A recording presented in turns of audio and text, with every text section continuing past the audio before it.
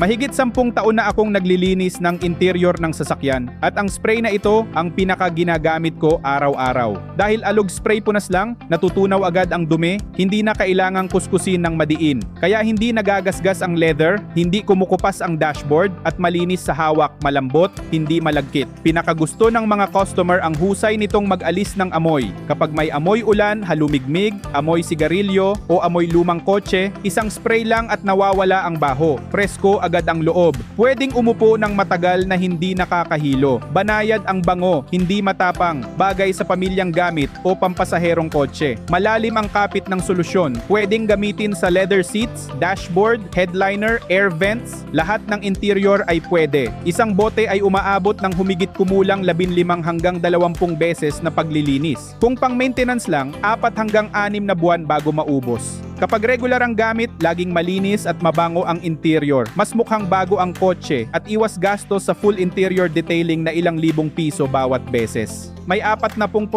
discount ngayon kapag nagsisimula ng umamoy o dumumi ang loob ng kotse mo. Isang spray pa lang, ramdam mo na agad ang pagbabago.